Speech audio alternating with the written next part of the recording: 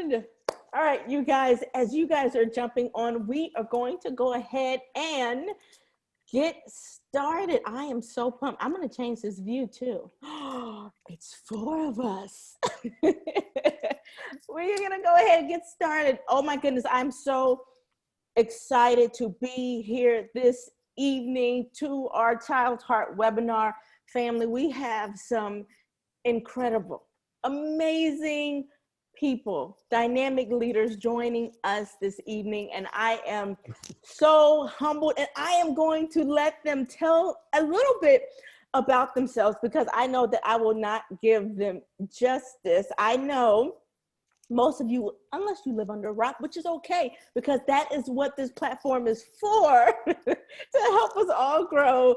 Jessica Bieler is here with us, and I am so excited. Jessica is such a dynamic leader who does so many things for God, so many works that she has done in the earth in the area of children's ministry. But I have to tell you, before I let her say a little bit about herself, that Jessica is a boss and I absolutely love it. I love following her. She's so inspiring to me. But I have to say, the thing that inspires me the most is that out of all, the amazing things, the amazing books, everything that she offers is the way that she parents. She is a dynamic mother, and I know that if you are a mom, you don't always feel dynamic, and you're dealing with kids who don't necessarily appreciate the greatness of what you are pouring out for them. But the grown-ups around you definitely see it, and that is something Thank you. that I see in Jessica. It is so inspiring to me, and it inspires me to go forth and to just know that I can live my best life. I can do everything that I want to do, and I can still be an incredible mom. I can still support my children. So I love that about you, Jessica. So thank you so much. You have inspired me so much in this crazy COVID-19 season with this 9-year-old and this 6-year-old. Literally, I was with Grace the other day because we officially went back virtual, and they literally need you to hold their hand to make, because when they're done, they'll, oh, hey, what you learned today? Nothing. What homework you got? I don't know. I know. So, this is completely chaotic. So I literally sat with Grace from 7-something in the morning all the way until 1, like, oh my goodness, I'm back in 4th grade and I'm doing long division, and this is chaotic. Yeah, yeah, so it is crazy. You guys know Joshua Denhart, Dale Hudson, other dynamic leaders. Dale, we have been great friends for some time now, and I'm so honored that you are here today hanging out with us. Dale will say a little thing about himself. Not a little thing. There are many, many things for him to say, but he's very humble, so he probably won't say too much. And Joshua Denhart, I love Josh and his incredible family. Josh is the type of person I don't feel a type of wave right now. I'm going to call Josh and see how he feels. That's my relationship with Josh. So I am just so honored that you are here, my brother in Christ. But listen, before we get started, Jessica, then Dale, then Josh, I want you to just say a little bit about yourself so people who may not know can kind of get familiar with you guys. Sure. So this is my 20th year in family ministry. It's hard to believe that 2 decades have gone by. I started with my dad. He was a church planter in rural East Tennessee. And this is 20 years ago. So he was going multi-site, but multi-site really wasn't multi-site. I remember him saying, I'm just planting churches, It wasn't a thing yet. And it was, but not in East Tennessee. And so that's really where I started. I was with him for almost a decade. Then my husband who is a mighty giant all in of himself in the ministry world. We actually got transferred to Charlotte, and for business, not for ministry. We plugged in with Elevation Church. Within about a year, we were on staff there, and a year after that, we were on the executive team. Spent 8 years with them on the executive team. I had this incredible opportunity. Still don't know why that they asked me to do it, but I launched 16 of their campuses for them, and at the same time got to oversee Elevation Family Ministry. So like staffing, standards, systems, hiring, like all that kind of stuff. And I felt underqualified the entire time. So like, it was like, I don't know why you're asking me to do this, but we'll go, we'll do it. And so, yeah, just being thrown in, but learned so much, such an incredible opportunity. We stepped away because my husband had another opportunity a few years ago to do some things in Atlanta with Reggie Joyner and Orange and Phase. Awesome. And so we took that opportunity, and for the past 3 years, I've just been coaching churches, coaching ministry leaders all over the world. I've had incredible opportunities from Brazil to Canada to England, just to coach ministry leaders, which has been really exciting. I'm still learning so much about ministry. I mean, like, I honestly feel like I get on calls to coach, and I feel like I learn more than I give. And so, like, I'm still learning so much about ministry. Actually, right now, I'm in a hotel in Chicago because I'm working with Willow Creek right now, and that's surreal all in and of itself, you guys. Like, because I'm sitting among these ministry giants, and I'm like, oh my gosh, just teach me more. I feel like that's the season that I'm in, but I am loving what I get to do, which is just work with ministry leaders all over the country right now. It's so incredible. I love reading every testimony on Facebook. Oh, Jessica, thank you so much for transforming the way we do ministry. You are incredible. Dale, tell us a little bit about yourself. Well, I have been in children and family ministry for 31 years. So y'all see the gray hair? A little bit of gray hair there. 28 of those years I was in local churches serving as a children's pastor. The last 4 years I have been traveling, speaking, and just like Jessica talked about, coaching and writing books and all that good stuff. Keeps me busy. And I'm a grandfather. 3 weeks. Now I'm a grandfather. Excited about that. Our son's moving to Arizona with his job, so we're going to be going to Florida and then driving out the U-Haul, helping him drive the U-Haul all the way out to Phoenix area. So love my kids. Yeah, they're great guys. So that's a little bit of what I do. Awesome. Congratulations, Dale. That's so cool. Thank you. Yeah. Josh, tell us a little bit about yourself. Well, my name is Josh Denhart. I'm a former high school chemistry teacher turned children's pastor. And, it's been kind of a fun and wild ride. I never, I loved the Lord. I loved lost people and people and every people. Yeah. I loved the scriptures, and the senior leadership team at our church asked if I would come on staff. And so, kind of got thrown into the deep end of the pool. It was a rather large church. And so kind of had to figure out what it meant to lead a small army of volunteers. And it's been good, right? And so in the process, yes, I do have, if you can see it, a periodic table on my wall. Of course. I actually love the periodic table. And so I created a ministry called The Amazing Chemistry Show, and I do travel the country and do fire, explosions, and foam, share the gospel with people. And then out of my time in the local church, I had to figure out a system by which I could stay afloat. And so the processes and systems that I ended up creating kind of turned into this thing called Lead Volunteers. And so it's kind of a master level course for ministry leaders to figure out how to recruit, how to train, and how to retain volunteers. And matter of fact, just today, we just got done filming a new course called Lead Up, how to become a leader of influence when you're not the boss. Because I've never been the boss, right? So the majority of people are not the boss. And so how is it that you can exert influence? So that was fun. And big shout out to my wife tonight. She actually was a part of the course, and good gracious, the girl did a great job. Boy, I'll tell you what, I was proud of her. Awesome. Yeah, don't underestimate us, Josh. She did. Boy, I'll tell you what, I don't know where she came from, but boy, I was impressed. All right, you guys, we are going to go ahead and get started. Today, we are talking about help. I'm burned out. Who knows how it feels to be burned out? What reason in 2020? Why will we be burned out? You guys are just complaining. No way. So many reasons why we can throw ourselves into burnout when we are not careful.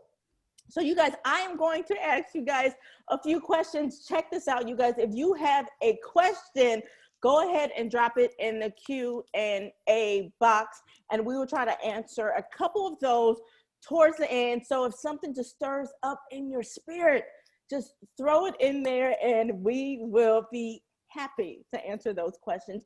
Maybe it's about maybe you're burned out right now. Maybe you have a reason. Go ahead and put that in there. But we are going to go with the first question. You guys, and Jessica, I'm going to start with you, okay? What are the telltale signs that people are burned out? Yeah, gosh, I have a couple. I think one of the first ones is if you feel bad because you say you're sorry too much. Like if you have to apologize to your family, to your friends, to your kids, to your spouse, if you have to say you're sorry a lot and you deal with guilt and shame because you're not as present in your personal relationships as you should be, I think that's definitely a sign that burnout is headed your way.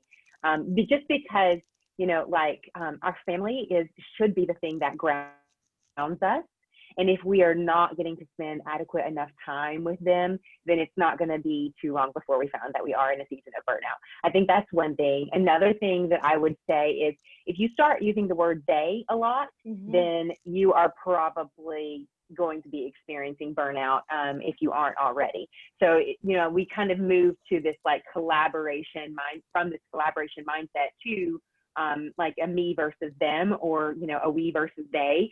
And then because then what essentially what you're saying is everything feels stacked against me and they are against me. So, you know, if you're in senior leadership, maybe it's they and it's the staff that report to you, or if you're a supervisor, it's they. So it's me against my staff. If you have a supervisor and, you know, or maybe a leadership team, and you're like, well, they never give me the budget I need, or they never, you know, so like if it's not a collaboration team, that's definitely, you know, something that would alert me that you are in a season of burnout. So those are a couple things. I have more, but I'm sure some of our other panelists here can speak into it. But those are two things for me that are like glaringly, like I'm either entering a season of burnout or I'm already there. Yeah.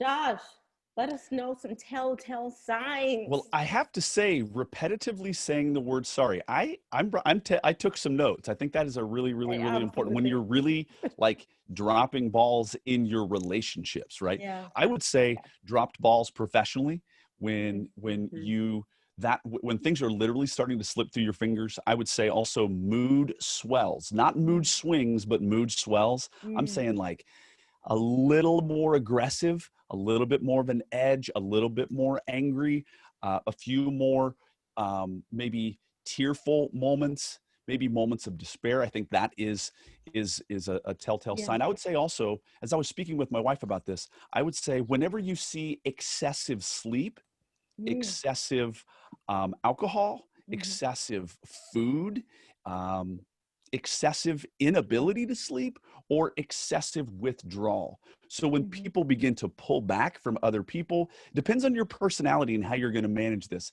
But I know for myself, when I have excessive amounts of sleep, that is a telltale sign that I'm going too hard. Now, funny thing, Esther, I was thinking about this earlier this morning. My dad, when I was growing up, my dad was a veterinarian or an animal doctor, and he would always tell his clients that if they took out their dog and they were out playing with their dog, and the next day the dog slept for a majority of the day, you worked your dog too hard. Well, this old dog has been worked too hard sometimes. And I have, so for me, a telltale sign is that I just feel like I need to sleep a ton. So yeah, I would say excessive behaviors, I think, are a telltale sign, Esther. Absolutely. Madeline Allen said in the chat, if you start snapping on everyone, then you are definitely burned out. Dale, what are some telltale signs to you that we may be burned out? I think a big one is just your loss of joy. You start just going through the motions, but there's no joy behind it. You take your days off, but you still are tired even after taking your days off. You don't have a lot of margin in your life. I was thinking about the story of Elijah. He had this great victory, and he went to this sat down and he said, told God, I want to die, right? He said, I want to die. And so what happened? He said, get up and, take care of yourself. Here's some food, here's some things. So if you're physically drained, you're tired, you got to take care of yourself physically. I got to show you guys this picture I just thought about. So this is I don't know if you can see it or not. This is the name of a church. Is it backwards there? Can you see it? Well, we got it.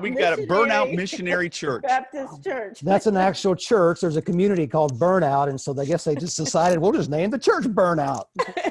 So everybody in that church is burned out. But well, yeah, I don't want to go work. I don't want to go work there. I don't know. But I would just say you lose your joy. You don't enjoy it.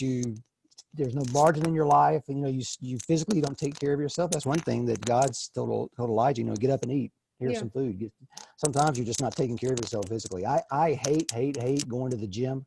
That's why they call it a workout. I go 5 days a week and I don't enjoy it. But the reason I go is because I know I need that to relieve some stress and just to keep myself physically in shape. And so those are just a few things I would mention.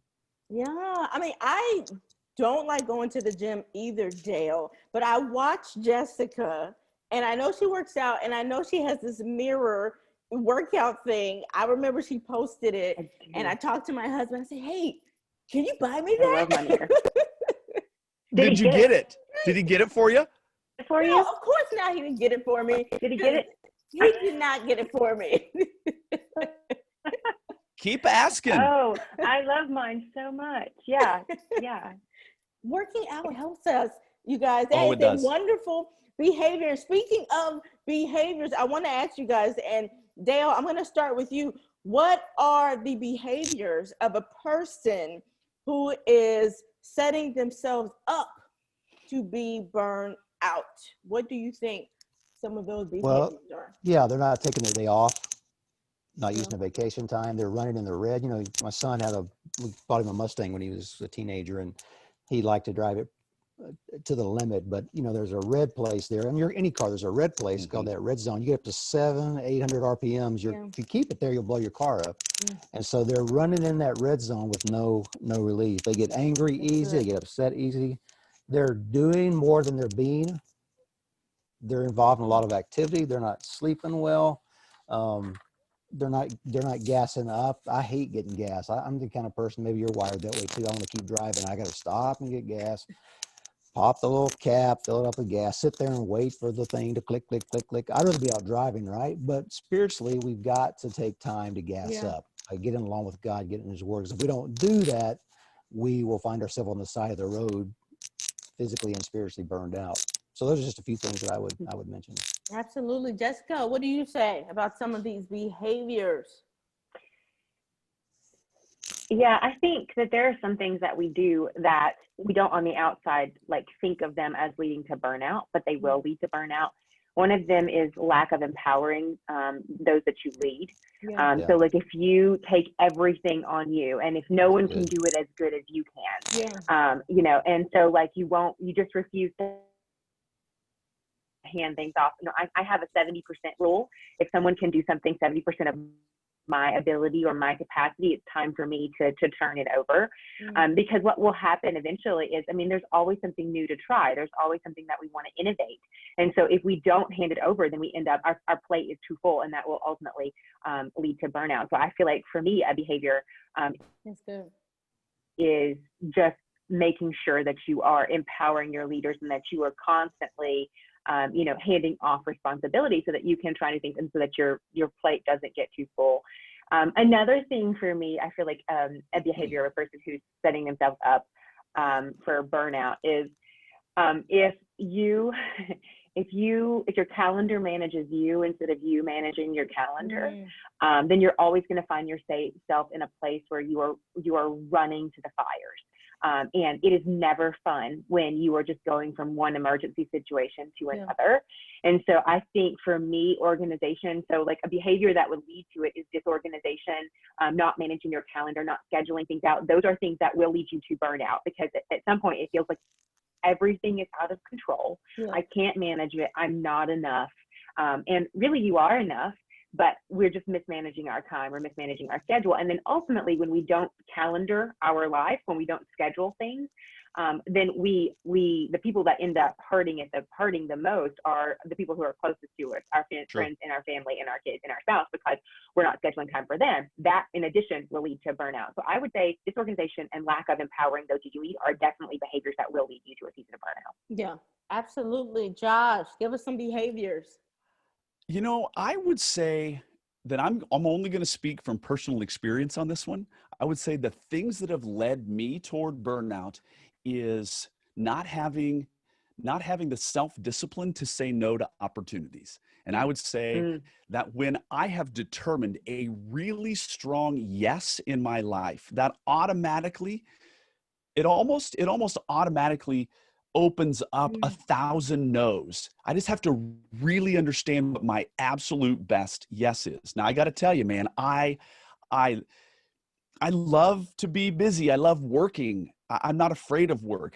I'm empowered by it. However, you know, there have been seasons where I've had a number of things, and, you know, listen, there's only so much that one person can do. And I agree with Jessica, empowering others 100%, but I can say yes to opportunities, far too many of them. And I don't have a problem with saying no, but I just like to do stuff.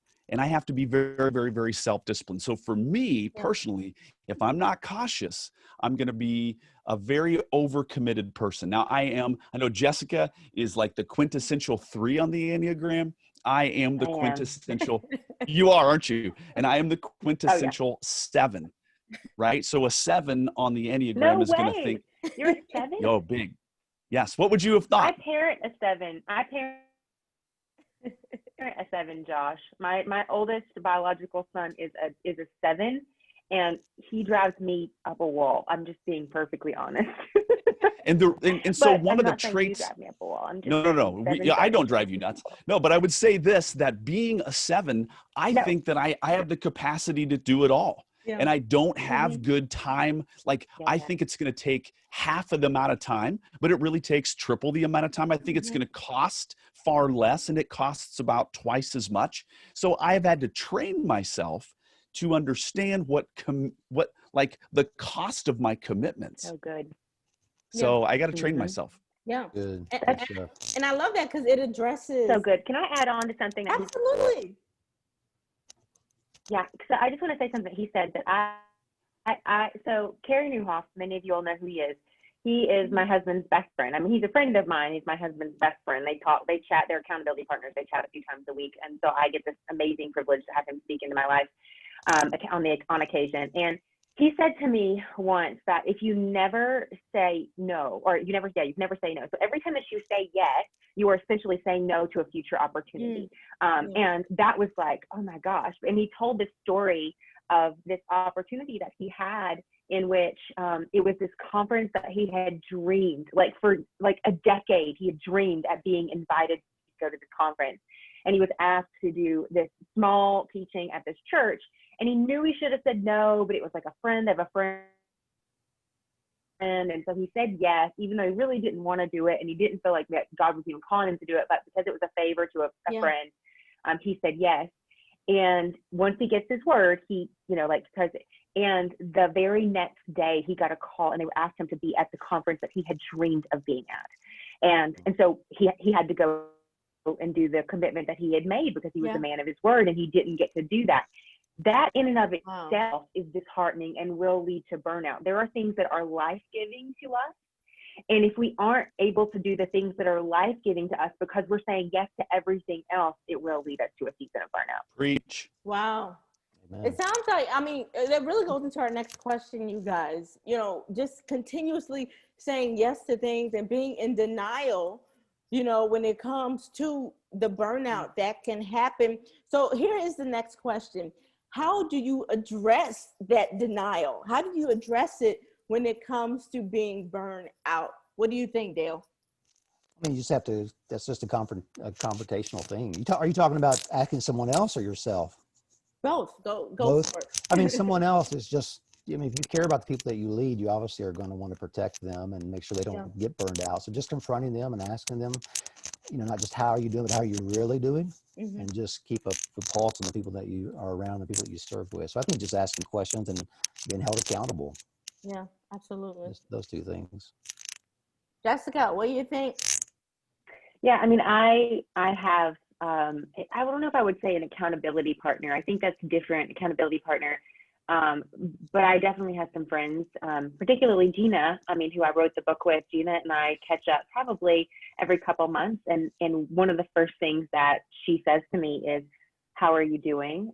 How are you balancing everything? Like that's one of the first things that she says. So I think you have to have people in your life that are constantly checking on you, and you have to give them permission to call you out, especially like it's so hard, because if someone loves you and they see that you're already in a season of deficit, Yeah. it can oftentimes feel as if they're adding to your burden. But ultimately, at the end of the day, there has to be accountability there. And if you are in a season of denial, then again, like you have to have somebody that's willing to say, hey, listen, you're doing too much. Like you've got to back off. You have to set some boundaries. And so you really do need to have a couple of people, and it doesn't need to be like your mom or your dog, like people who like are going to love you and like just, say everything that you want to hear. It can't be the yes people. It has to be the people who are close enough to know you, but also aren't scared to stand up to you and say, hey, listen, you're really getting off here. Yeah. You I guys hear like that? that. Not your dog. Don't ask my mom, because she's going to give me a pass, right? Yes, right. That's so true. And your dog, of course, is always he's always happy. Yeah. So okay, you guys, Exactly. do you have any more? What do you think, Yeah. Josh? If What I do you could think? share something on this one, I think the addressing denial to me, Esther, I see it as a deeper and more sinister lie Yeah. that I have found myself believing, but I have definitely seen other people believing. And it's the lie that if I don't keep this up, everything will fail. I think that's a colossal lie to believe. I think I think there's two parts in that lie. I think lie number one is you are thinking far more highly of yourself than you Yeah. ought. That's number one. Number two, you are Amen. thinking far too little of God Yep. and his absolute sovereignty. You are but a blip on the radar, friend. So when I think that if I don't keep this up, I'm going to fail, I've got two major theological errors happening right there. Oh, so good, you guys. All right, how about this one? How can church leadership build healthy cultures to prevent burnout, Dale? Well, I think if you're a leader, you got to take care of the people that you are leading, right?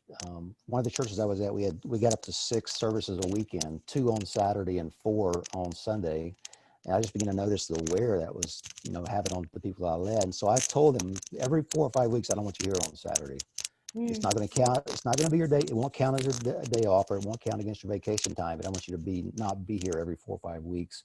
So if you're a leader, just making sure you're watching and caring for the people that you're leading, that you don't set unhealthy, a lot of ministries are event driven, where it's just one event after another, and it can wear you out.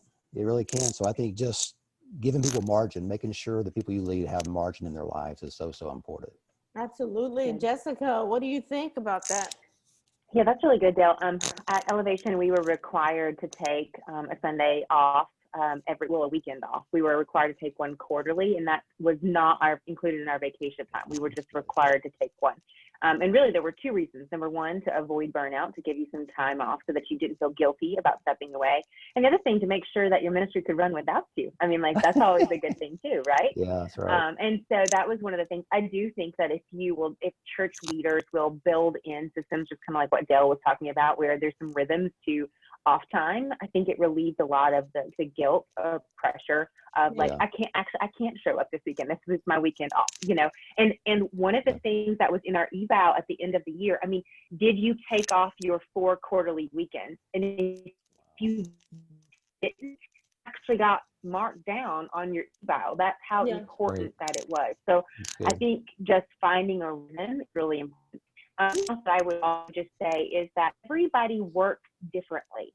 Now we can all talk about efficiency. Gosh, you should have a webinar about efficiency, because I love productivity, like talks. We can do that sometime. But I also just want to acknowledge that everybody everybody works differently. You know, we had a hub and we had a lab. The lab was full of creatives and the hub was full of ministry folks. The reason is because creative spirits tend to be a little bit more flowy with their day. They're like, I'm going to go play ping pong right now. And then I'm going to come back and be like totally on. Where a lot of times like ministry leaders will be like, I've got 8 hours, I got to get this done so I can go. And I'm going to take a break off these. So everybody works differently. So just allowing some space throughout the day. I mean, we had and I'm not saying you can build a gym in your ministry, but here's some good examples. We had a full gym, like in the back with like it was like if you went to like one of those 24-hour fitnesses, it was like a mini gym.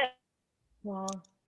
In the back, where if you were super stressed or you needed to go like pound it out in the weight room, go do that. That was fine. We had an ice cream machine in there because go take an ice cream break. Like that feels good, we did have ping pong. We did have Foursquare. And we had a basketball court outside where they could go play basketball because sometimes you just need to relieve pressure. And so maybe you can't do that, but maybe you can put some tape on the ground and have a Foursquare court, So just allowing people to find their own work rhythms will create a happy environment. Like it was fun to go to work. Like it was fun working at Elevation. It was every single year. It was consistently the best place to work. And like in a medium-sized company, it was every year the best place to work in Charlotte. And the reason is because it was fun. And every time somebody asked, I love working at Elevation. It's the best. And so I think that in and of itself, when you're happy and you're enjoying your workday, will help you avoid burnout. Yeah. Absolutely. Josh, what do you think? How can we I build would some healthy say, cultures?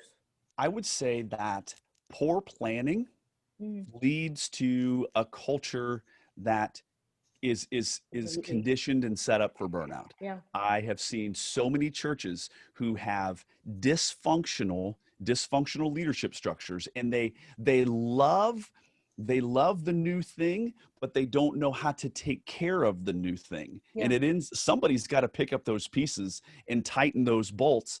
And often the ship is rolling down the track, right? And so I would say disorganization can bring that. But also, I want to speak to something. I'm going to take a little bit of a risk here. I'm not sure if this is going to resonate with anyone, but I have served with a brother in Christ who he almost felt as if every situation was the seventh game of the World Series. It was the bottom of the ninth. The bases were loaded, and it was a full count. And everything was just like, holy smokes, man.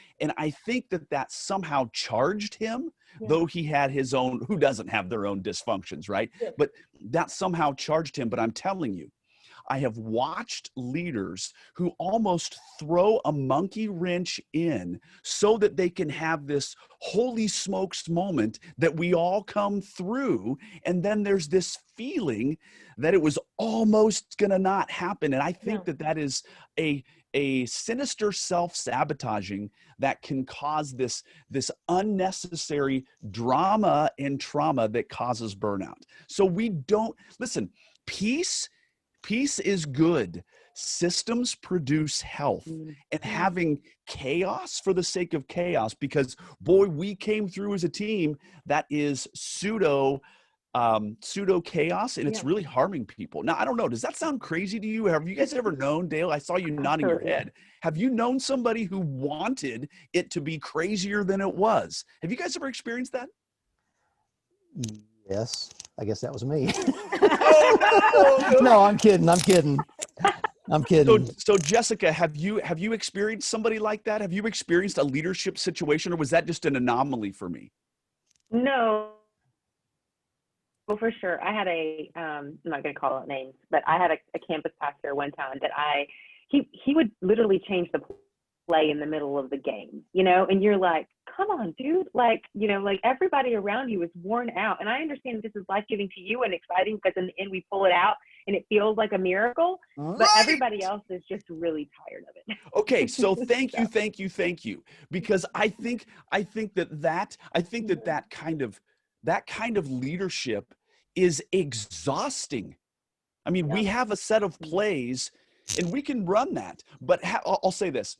having the perpetual audible. Listen, an audible is a really good thing for a well-oiled team. That sometimes there are opportunities that you need to call an audible. Yeah. But if an audible is your always go-to, you are going to burn out that team. Mhm. Amen. Send it to Brent. That's true. Amen. Josh put it out there, y'all. All right, you guys, here is another question. In your opinion, Jessica, what are some negative effects of environments where burnout commonly occurs? Yes. Okay. I'm gonna step on a bunch of toes if we have leaders in the room. Step on them. You know, I've read so much so much information about open workspaces, you know, like Google, Amazon, all of these places went to like open workspace. I'm going to talk really, really like logistical here. That we all went to that. And then we all realized that our productivity was just shot through because people walk up to you in the middle of the day and you're right in the middle of like producing content, and then you have to stop and have a 15-minute conversation, and then it takes you 45 minutes to get back in a rhythm again to where you can produce. So you just wasted an hour of your 8 hours of the day, or 9 or 10 or however many you give it. And so that in and of itself is incredibly frustrating, draining. And at the end of the day, if that happens every day, which it does to many of us in these open environments, if that happens every single day, then at the end of the week, you're far behind where you should be. And that in and of itself is frustrating and will lead to burnout. So I think that is definitely just a negative. I also think that personally for me, an unpleasant environment, clutter around my desk is super stressful. Like, I don't know if this is everybody, but like if my desk or my space, and we are notorious in children's ministry for having clutter everywhere, and it's incredibly stressful to us.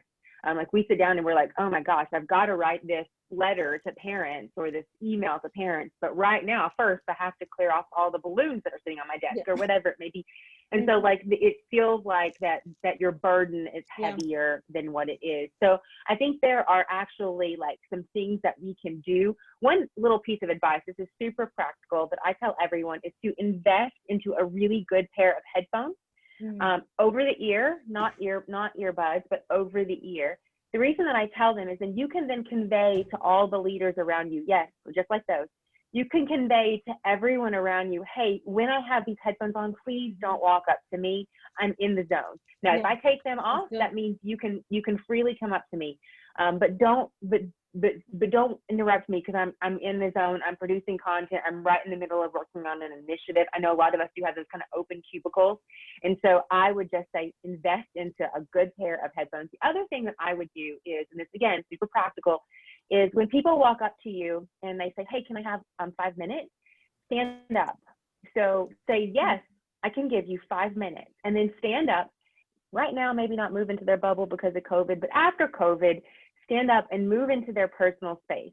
So I was notorious. If somebody's like, hey, Jess, can I have 5 minutes? I would literally physically stand up from my desk and I would go over to them and I would say, okay, tell me what's going on. And like, I'm really close, like it's an uncomfortable closeness. So there's not this welcoming, hey, let's talk about all the things that your kids are doing this week. Tell me the one issue that you're struggling with, and I'm giving you 5 minutes, and then I'm going right back to my work. So I think a lot of times the environment around us, kind of like Josh was talking about, that chaos, a lot of times the environment that we are working in is chaotic. And so it leads us down a path of being unproductive. And that in and of itself will, days and days or weeks or months of, being not productive will lead you to a place where you're like, I'm done, I'm out, I'm burned out. So there are a few very practical things that we can do on a daily basis to kind of help avoid that. That's so good. Josh, what do you think? Yeah, so somebody in the Q&A wrote this: how can workers get past burnout, especially when the leader is using short notice for events coming up? Now, I got to tell you that you said it right here. You said, in your opinion, what are some negative effects of environments? It is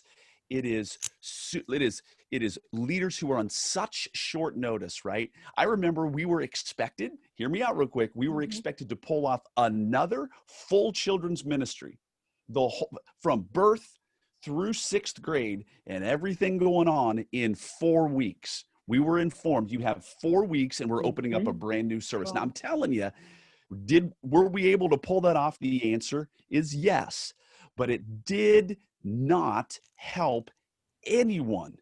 it was very, very, very problematic. And so I would say that, like, again, quick audibles, constant change, no notice. Yeah. And I think, okay, another thing I got to tell you now, that is a cultural thing, and how I sought to roll is that I can't control what is happening to me, but I can do my best to not treat those who are with me in the same way. So I found great empowerment, Yeah. that I would notice how things were being handled down to me, but I didn't have to roll that any further. So I don't know. I mean, it's very, very, very hard when you're given such short notice. And I think that that's a systemic problem that speaks to a very painful leadership structure, if that makes any sense. That is Yeah. so good. Dale, do you have anything to add to that? Well, I was thinking, when a team is burned out, what is the first thing that usually goes? It's not the work, because you have to continue that, but a lot of times it's your walk with God. Yeah. You're so busy working for God that's what goes. You kind of start skipping on your walk with God. And there's a verse in Mark 3:14 that really, spoke to me. It says about Jesus, he appointed the 12 that they might be with him, and then that he might send them out to preach. And our first calling is not to do the work of the ministry. Our first calling is to spend time with Jesus. Absolutely. And our ministry flows out of that. So just being careful that you're not so busy that that's what you're cutting out as your walk with God is so important. You gotta, obey that first calling that God has on your life. Absolutely. We have to let him pour into us. Check this Yeah. out, you guys. Some people say being burnt out is it's just a part of being in ministry. If you're in ministry, you're going to be burnt out. Is this true to you guys, or is this false? Dale. In my coaching groups, and I have my coaching group, one of the questions I asked them, can you sustain the pace you're running on right now? Because ministry is not a sprint, it's a marathon. Yeah. I heard a guy say years ago that greatness in ministry is not measured in years, but in decades. Not measured in years, but in decades. Are you able to maintain that pace for the long haul? So you can say, like Paul, I finished my course. I think that's really important. There are times that you do have to go the second mile. I was thinking about the story of the Israelites going around the walls of Jericho. The first 6 days, God told them just walk around one time. It was a long walk. I mean, this was a huge city. Yeah. They probably were exhausted when they got back every day. But then what happened on the last day? He said, okay, if the wall's going to come down today, you got to walk 7 laps around. And I'm sure they were kind of complaining, 7 laps. What? But that's what it took for the walls to come down, was that extra day and that extra effort. So there's times where you have to give extra. Vacation Bible school, whatever you want to call it, camps, recruiting for a new ministry year. There's times where you do have to go those 7 miles, but you can't live there.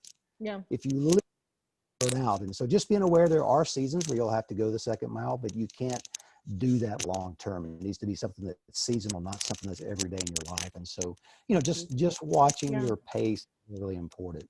I believe that. That's so good. Jessica, is it true or false?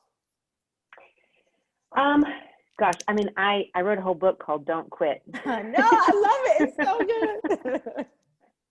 I know you posted about it. You were so sweet last week.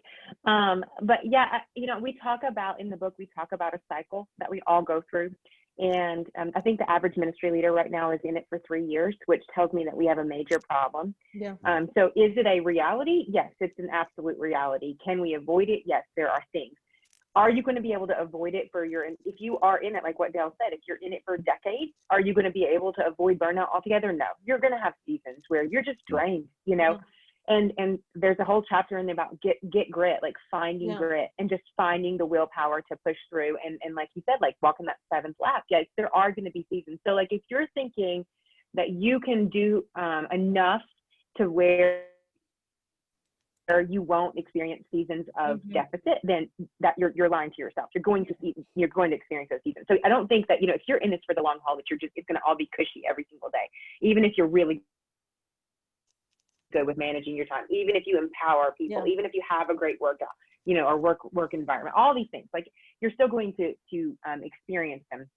I will tell you that the longer that I'm in ministry, the easier it gets. And so like I used to worry all the time. And I think the longer that I'm in ministry, I'm like, God is going to get his work done. And whether it's me or whether it's somebody else, it's still going to get his work done. And I think there is a freedom that comes, and I'm not saying that like that, you know, even in your first 5 years, but I mean, here I am 2 decades in, and I'm experiencing a lot less. I think part of that is because of organization. Part of it is understanding when to say no. So, I mean, I think there are things, but just as in life, like you grow, you mature as a leader, you grow, mature as a parent, or, you know, you grow in your relationship with your spouse over time, you get better at it. You will get better at it. So if you're, especially if you're in that first like 5 years and you're experiencing burnout, I would just tell you, yes, take a lot of the things that we are saying today and implement them and help them get to the next season. But there will come a time in your ministry walk and in your ministry life and this journey that we're on that you will be like, you know what? I kind of figured out a rhythm. Like I'm not going to do this anymore. And so like, I think it's probably been for me a good 4 years since I had a season. That's very telling. It's been 4 years since I've been at Elevation. But like, that just tells you like, and it's nothing to do with elevation. Honestly, it was just having time to reflect and to find things. So I think it's been 4 years since I've had any kind of season where there was severe deficit in my life. And so I would just say, stick with it and continue to strive and you know, and take all of the things that we're telling you and implement them into your life, and it will get easier with time. Absolutely. And don't quit. Don't quit. Don't quit. Josh, is it true or false? I think that it is an inevitability. I think that, and part of the reason that it's an inevitability is that we can talk all day long about structure, and you could talk about structure in a bank. You could talk about structure in an insurance agency. That's fine. Every place needs to have structures, and we can fine tune those, but there's a difference because we're attending sometimes to people's spiritual emergencies. And this isn't structure. This isn't having the ability to manage papers better, right? This is dealing with people's one and only life and their spiritual emergency. And so when my wife and I get the call, and we do get the call, and now this dear couple is at our house, and I'm not going to share the story because it would peel the paint on my wall, but I can't make this stuff up in terms of the drama that somehow people find themselves in. And so here it's 9:30 at night till dark, whatever. And there is no, that those are the realities of being a pastor. And there are spiritual drama and there is spiritual trauma. And I'm called to shepherd and put something around that broken leg in the moment. And I can't predict when that's going to happen. I can't schedule when that's going to happen, but I need to be spiritually prepared in and out of season to deal with people. Listen, I love nuts, I love bolts, but the nuts and bolts, that is not the ministry. That supports the ministry, which is human beings, and they got a lot of issues. And so it's a tough thing. Now, I'm all about finding the nuts and the bolts so that stuff doesn't burn me out, because I want to be available for humans. Absolutely. Amen to that. Hey, I want you guys to share some final thoughts, but before we go into that, I do want to go a little bit into the chat. I love it how Irene said, this is great info, whether you're in children's ministry or you're not in children's ministry, because we all get burned out. But Pastor Brad, he asked a question. How do you revive a burnt out team? If you are functioning with a burnt out team, does a burnt out team impact recruitment? You guys can just go for it. Who wants to take that? You all can take it if you want. Take them to Disney World. Take them to Disney World. I'm not even joking. Like it's kind of a joke, but it's kind of not. The reason that I say that is because when Frank and I took over the family ministry, when we started Elevation, we launched Elevation Rock Hill in 6 weeks. In 6 weeks, we were told when we first went on staff that you have to launch a campus in 6 weeks. And oh, by the way, we don't have a building for you yet. Talk about a season of burnout. But one of the first things when we moved centrally and we took over like the family ministry part, he said the team was super burnt out. They were tired, and he said, "Let's all go to Disney World." And we spent a few days having fun together, no responsibilities, No, and honestly, when we came back, Yeah. I mean, I remember Frank looking at me and saying, "I know my team's so much better. They're revived." And he even said, he called out this one person's name. He's like, "They won't make it. They're too far. They're too far gone." And Yeah. sure enough, within 2 months, that person had resigned. And so, like, I honestly would just say, go have fun together in a season right now, especially right now in COVID. Use this time to like build relationships and just have fun. I love it. Go have fun together. What do you guys think? Go ahead, Dale. I agree totally. I always tried to make sure that I took my teams out to do fun stuff, bowling together. We didn't have a budget to go to Disney World, but we were only 2 hours away, so we did go quite a bit. But yeah, just spending time with each other and just speaking live, recast, getting the vision back in front of people. You know, we lose that vision. The how takes over the why. The how is changing diapers and all the minutia of ministry, but the why is what's most important. So if we can get their eyes back on the why, it will refresh them and they'll have a fresh vision and passion to keep going, I believe. Absolutely. For us, yeah, I would say that the way I was very, very, very intentional about taking team members as well as key volunteers to national conferences. And, you know, all kinds of great things happen. Number one, you're traveling. And so you're going to have a lot more, like traveling to a conference is like 18 campfires all at once, right? You've got a little bit of hotel time. You've got some eating out time. So for me, even if it was a regional conference, but we did the big national ones, but I would say, you know, there's going to be some inspiration. There's going to be some ideas. There's going to be some interaction. There is an incentive there. You've worked hard. We're going to go to this thing. And you're going to have some intimacy with your team and with God. So that's my kind of conference. That's what I use conferences for. Absolutely. Great. I love it, you guys. Hey, Bailey had a really good question. She says, I know this is off topic. It happens all the time, Bailey. Completely okay. But I'm a helper in the juniors classes. I'm also in my first semester of nursing school during all of this. On top of all of this, and just in general in life, how can I keep burnout from affecting my relationship with the children that I work with? I've noticed I don't get as excited to play with the kids as I used to, and I keep looking at the time. When before the time slipped away? Who has been there before? Of course, absolutely. And I think Dale said it. I think Dale said it well when he said there are red line times and there are times. Listen, man, life has its ebbs and flows. I am never going to be fully excited about anything. I'm going to have low points. I'm going to have high points. That's called a good case of the normals, right? But I would also say to Bailey that everybody has a different carrying capacity, right? So I charted everybody who served in our ministry. We called it a slot. So if you served on Sunday morning, that was a slot. If you served every single week, that was 4 slots in that month. But here's the deal. If you served 96 slots, that means that you were serving almost 2 times a week. Am I right? But we knew a guy. So all of a sudden I did this whole chart and I thought, man, if somebody's serving 96 times, he's got to be burning out. And so I just looked at the numbers and I went to lunch with him. He was absolutely thriving. He had a healthy life. So the number of times that someone is serving is not an indication of whether they're doing well or not. Different people have different carrying capacities. And I'm telling you, there was another lady, she was serving less than 1 time a month in the nursery, and she thought she was carrying the church on her back. Different people have different carrying capacities. That's true. Everybody ain't the same. Yeah. That's true. That's so good. You guys have anything to add to that? That's a lot, Josh. How heavy is that baby? Right.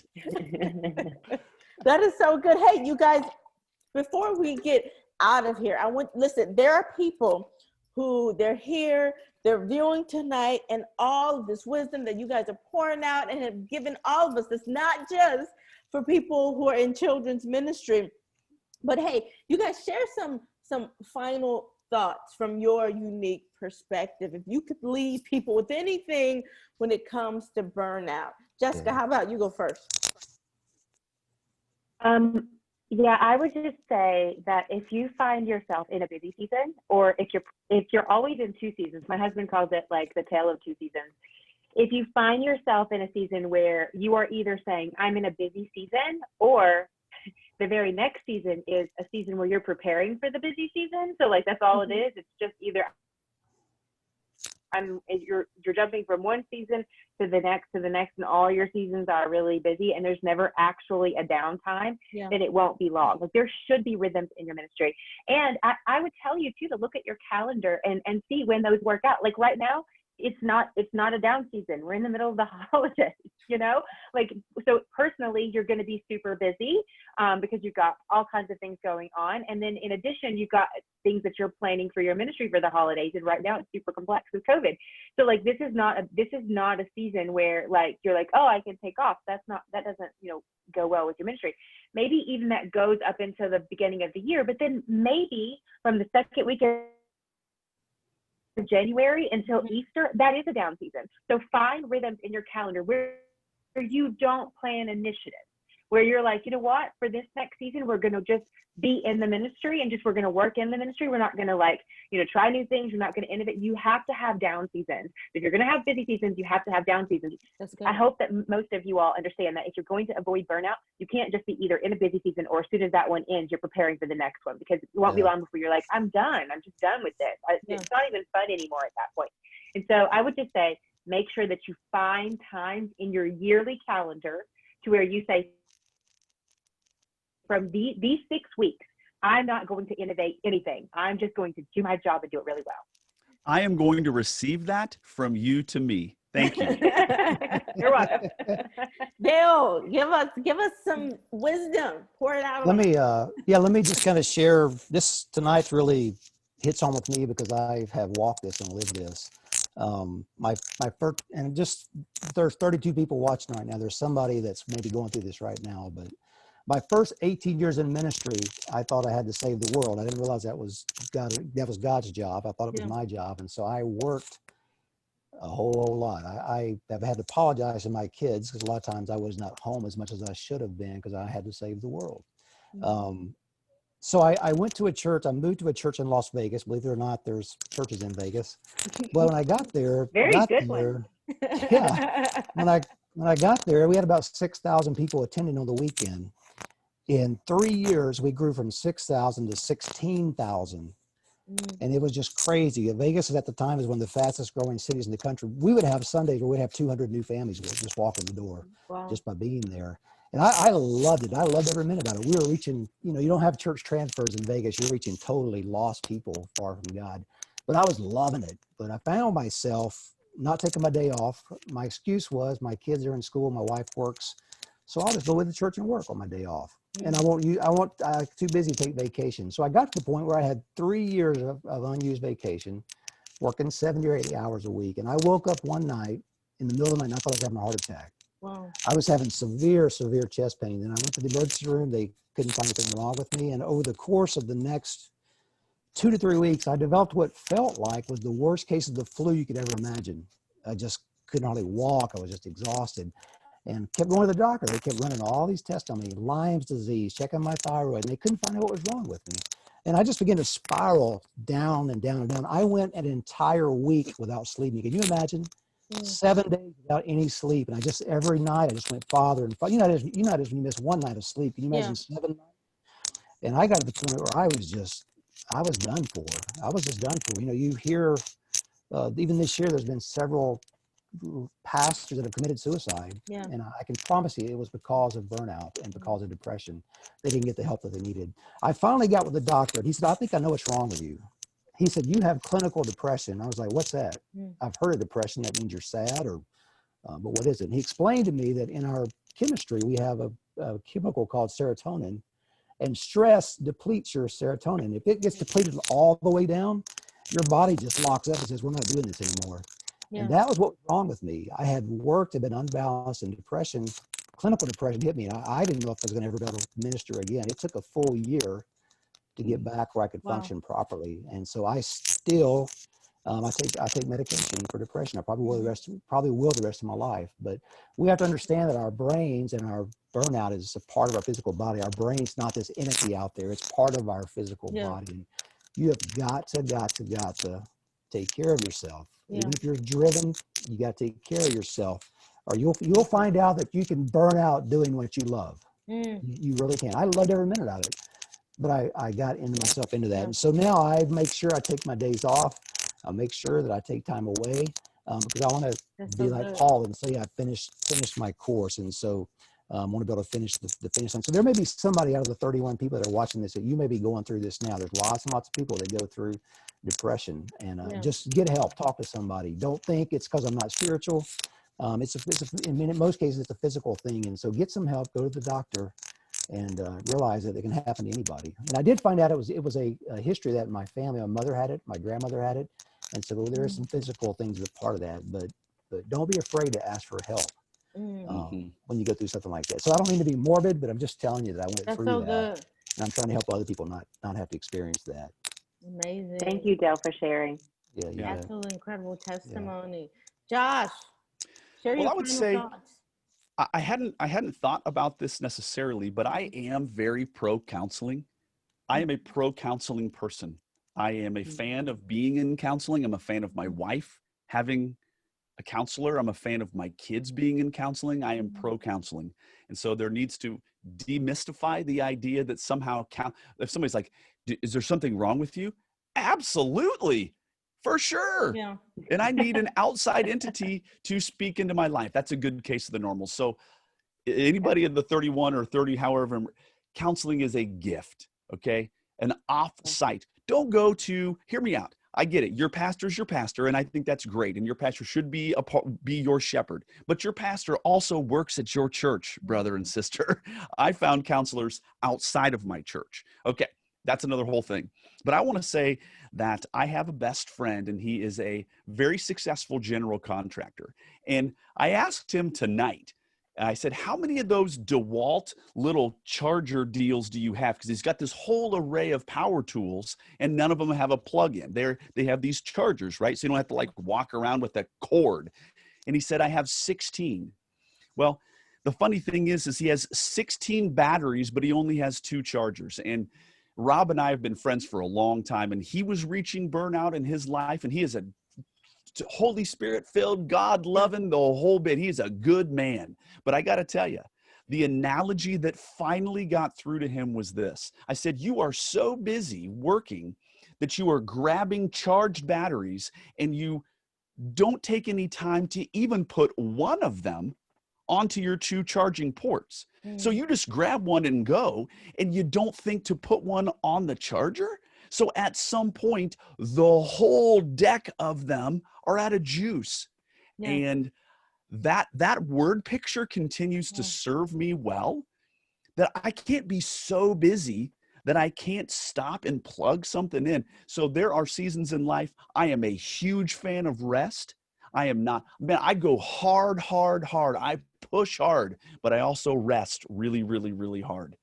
So don't be that person, right? Who's so busy that you can't stop to fill up your own gas tank, right? Yeah. I mean, it's just that's so illogical.